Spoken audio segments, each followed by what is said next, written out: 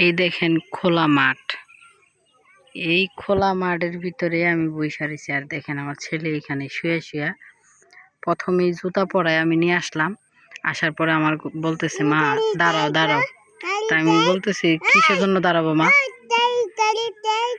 হ্যাঁ, পরে যায় এই সালার বস্তাটা নিয়ে আসলো। আইসা এই দেখেন এটা বিছায় শুয়ে।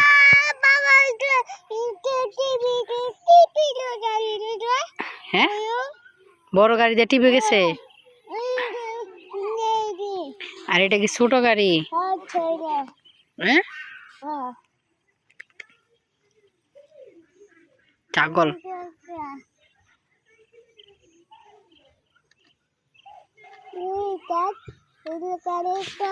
বাবা এটা কি গাড়ি?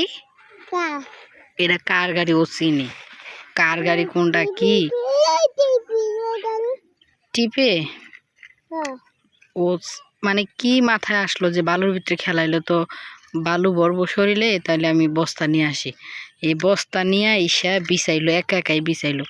বিছাই এই যে খেলা করতেছে। আসলে ছোট মানুষের মাথায় এত পরিমাণে ভালো ব্রেন, আলহামদুলিল্লাহ। আর আমার ছেলে অনেক দুষ্টামি করলো, মাশাআল্লাহ। কিছু কিছু ক্ষেত্রে এমন এমন কাজ কাম করে যেগুলা কিনা মানে হাসতেও পারি না। মানে কি বলবো, এক প্রকারে মানে আমি আতঙ্ক হয়ে যাই যে এটা কি করে, অবাক হয়ে যায়। আই এম অবাক। দেখেন কত সুন্দর আমাদের গ্রামটা। যারা সিলেটে আসতে চান তারা অবশ্যই আইসেন।